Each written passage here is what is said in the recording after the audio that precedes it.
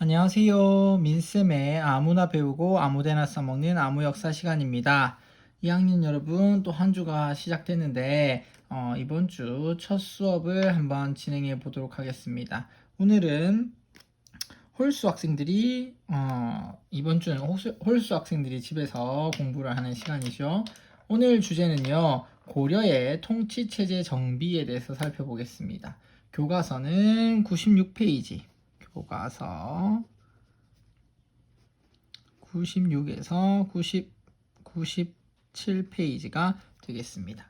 교과서 같이 펴고 선생님이랑 수업을 같이 진행해 보도록 그렇게 하겠습니다.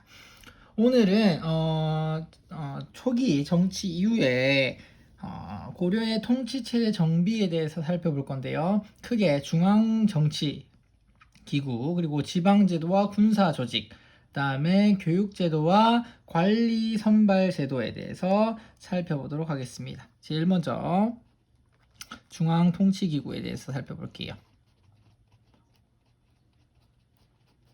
중앙통치기구는 말 그대로 중앙, 수도에서 왕을 중심으로 하는 정치제도를 어떻게 운영했는지에 대한 내용입니다.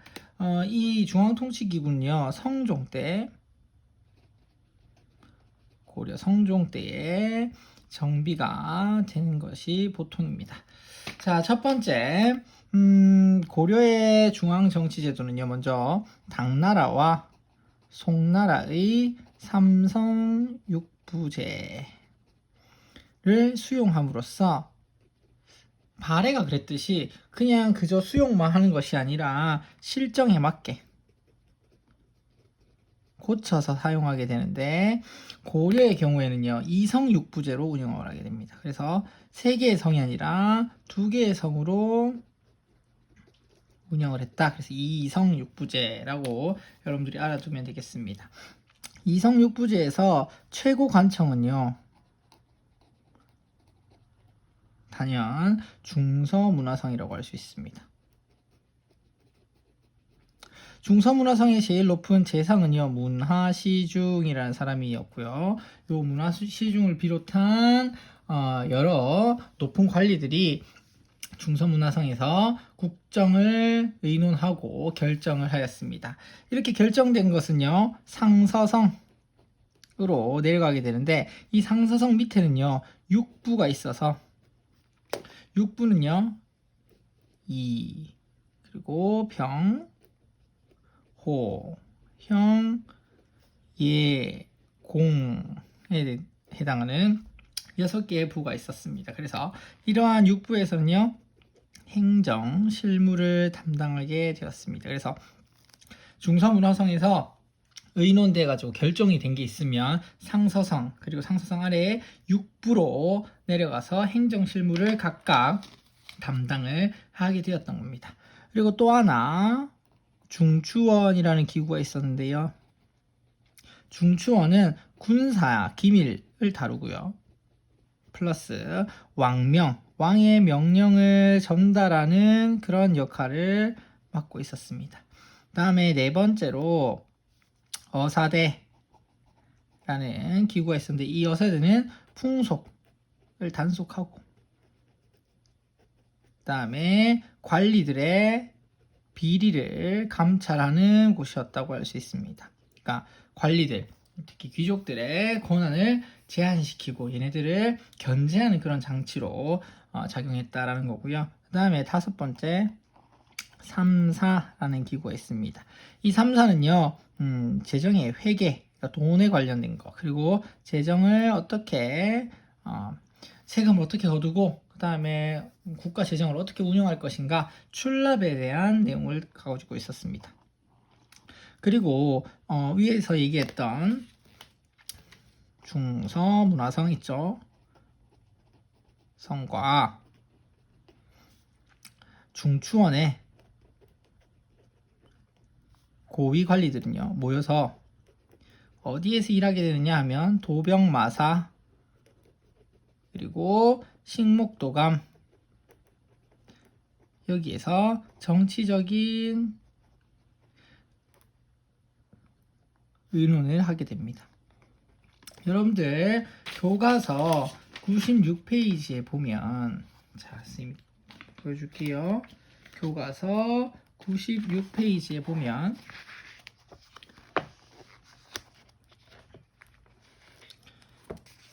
고려 중앙통치기구라고 해서 표가 나와 있습니다. 왕 밑에 중서문화성이 최고기구로 있고요. 그 다음에 상서성하에 이병호형 예공이 의논되고 결정된 사항을 직접 실질적으로 행정 업무를 실질적으로 담당하던 곳이 육부다. 그리고 군사기밀과 왕명 전달을 담당하는 중추원, 그리고 풍속을 단속하고 관리의 비리를 감찰하는 어사대, 그리고 회계 및 재정의 출납에 관한 3사가 있었는데, 여기서 여러분들이 눈여겨봐야 할 것은 바로 도병마사와 식목도감이다 라는 것입니다. 여기에 글을 읽어보면 알겠지만, 당나라에서 삼성육부제, 송나라에서는 중추원과 3사의 제도를 받아들였는데, 당나라와 송나라로부터 받아들이지 않고 유일하게 두 가지 고려의 독자적인 회의기구가 있었는데, 그게 바로 도병마사와 식목도감이다. 도병마사랑 식목도감은 둘 다 중서문화성이나 중추원의 고위 관리들이 모여가지고 의논을 하던 건데, 도병마사는 국방과 군사에 관한, 그리고 식목도감은 새로운 제도와 시행규칙의 제정에 관해서 논의를 하던 곳입니다. 이러한 고려의 독자적인 기구인 도병마사와 식목도감은 모두 다 귀족회의기구였고요. 이를 통해서 우리가 귀족 중심의 정치 운영을 고려가 하고 있었다라는 것을 알 수가 있습니다. 이해됩니까? 넘어가도록 하겠습니다. 다음에 이제 중앙통치기구를 살펴봤으니까 지방제도에 대해서 살펴볼게요. 지방을 어떻게 나누어서 했느냐 하면, 첫 번째 성종 때에는요 12목의 지방관을 파견했습니다.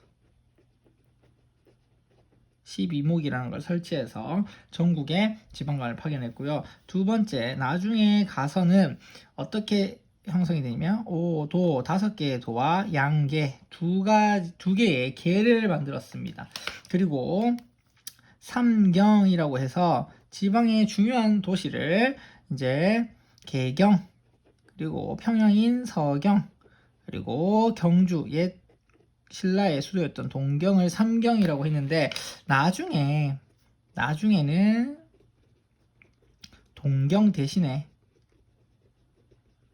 남경, 지금의 서울이 들어가게 된다라는 것까지 여러분들이 알아두면 되겠습니다. 그러면 오도는 어떤 식으로 구성이 되어 있었느냐? 오도는요 일반적인 행정구역이었어요. 우리가 일상적으로 쓰는 일반적 행정구역이었다. 그래서요, 이 5도에는요, 제일 높은 지방관이 누가 파견됐느냐 하면, 안찰사라고 하는 사람이 파견됐습니다. 안찰사가 파견되었다. 그리고 요 안찰사가 파견된 5도 밑에는요, 주, 군, 현을 설치했는데, 이 각 주군 현에도 지방관들이 파견되게 됩니다. 그런데, 선생님이 한 가지 언급할 게 있어요. 수령 파견이 돼 있는 현을 우리가 주현이라 부르고요. 혹은 주군의 숫자보다 수령이 파견되지 않은 속군, 속현 수가 더 많았어요. 숫자가 더 많았습니다. 그러니까 여러 개의 군과 현이 있었는데, 그 중에서 국가에서 관리들이 파견된, 지방관이 파견된 주현, 주군은 숫자가 좀 적고요. 수령이 파견되지 않은 속현과 속군은 어떻다? 더 많았다. 이러한 속군과 속현의 경우에서는 주군, 주현의 지배를 받게 되는데요. 이때에 중요한 거, 조세, 세금을 거둔다든지 공물징수, 공물을 징수한다든지 하는 실무는 누가 담당하게 되느냐? 향리가 담당하게 됩니다. 그래서 다시 적을게요. 속군, 속현에서는 향리가 실질적인 권력을 많이 가지고 있었다라는 것까지 알아두면 되겠고요. 그 다음에 특수행정구역으로 향, 그리고 부곡, 소가 있었는데 우리 이거 향부곡에 대해서는 여러분들이 잘 알고 있을지 모르겠어요. 향과 부곡은 농업에 관련된 특수행정기구, 오직 농업을 위한 행정기구였고요. 소의 경우에는 수공업에 관련된 특수행정기구를 설치했다라는 거고요. 마지막으로 양계, 두 개의 계는요, 동계와 북계가 있었는데 이 동계와 북계는 뭐냐 하면 군사행정구역입니다.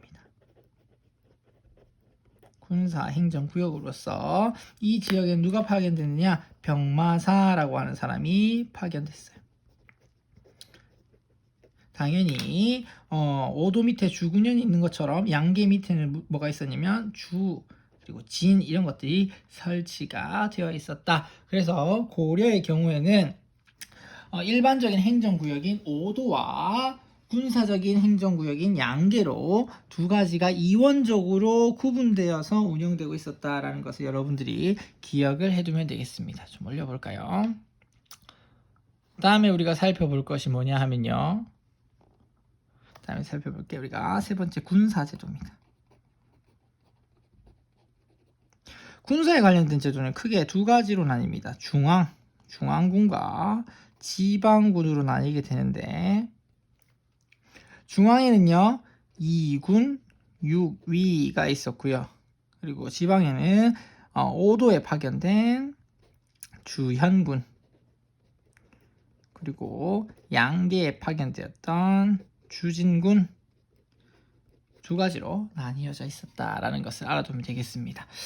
군사제도까지 봤으니까 여러분들하고 선생님하고 지도를 한 번 더 살펴보겠습니다. 96페이지에 나와 있는 지도를 한번 우리가 같이 살펴보도록 합시다. 자, 여기 보이나요? 자, 고려의 행정구역이 이와 같습니다. 자, 서해도, 교주도, 양광도, 전라도, 경상도에 5도하고 그 다음에 동계, 북계 지역의 양계로 이원적으로 구성이 되어 있었다. 이 당연히 군사적으로 북방 지역에 뭡니까 여기는? 그렇죠. 국경선 근처죠. 그리고 동쪽에는 일본으로부터 왜구나 이런 것들로부터의 침략 이런 것들을 막기 위해서 이렇게 표시되어 있는 국방적으로 주교한 이 지역은 군사적 행정구역인 북계와 동계를 두었고요. 그 다음에 나머지 안쪽 지방은 5도로 구분해서 두었다. 5도에는 안철사가 각각 파견되었고 그 밑에 주군현이 있었는데 수령이 파견된 주군 주현보다 수령이 파견되지 않은 속군 속현이 많았다. 이 속군 속현의 경우에는 주군 주현, 즉 수령이 파견된 주군 주현의 지배를 받게 됐는데 이 속군 속현 같은 경우는 관리가 파견되지 않았기 때문에 그 지역의 호족 출신으로 있었던 누구? 그렇죠.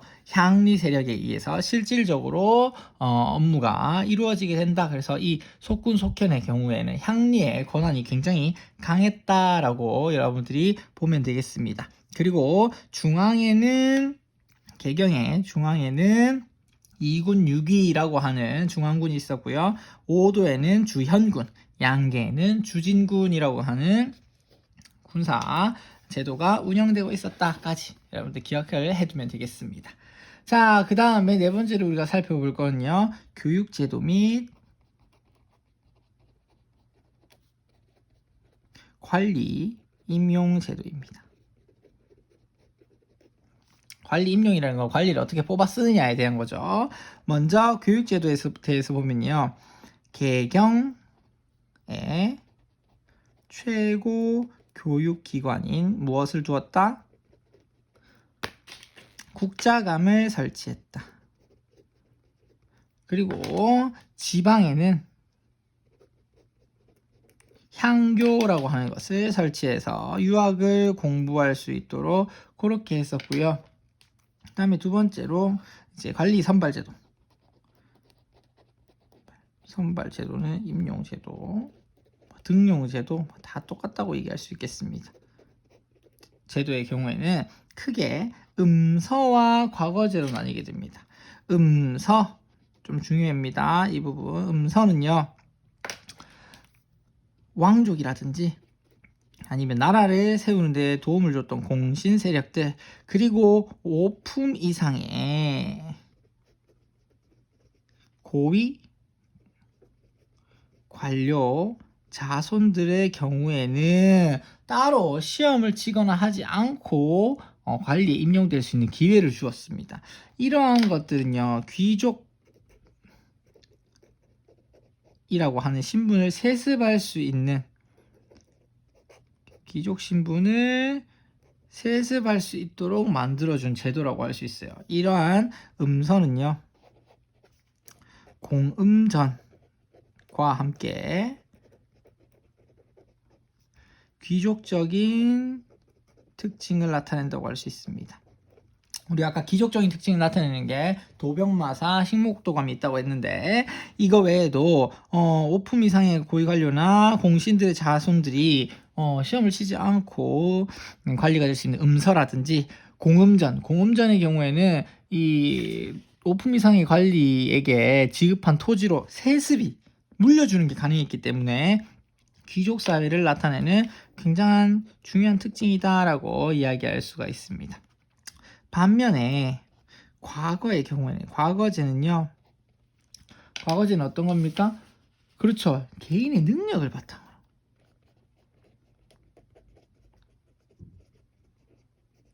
개인의 능력을 바탕으로 임용하는 제도라고 할 수 있습니다. 이런 거는 반대로 귀족의 권한을 좀 억누를 수 있는 부분이죠. 왜? 귀족이라고 다 관리될 수 있는 거 아니다. 시험 쳐라 라고 하는 거니까요. 자, 이러한 과거제는요, 크게 세 종류가 있었습니다.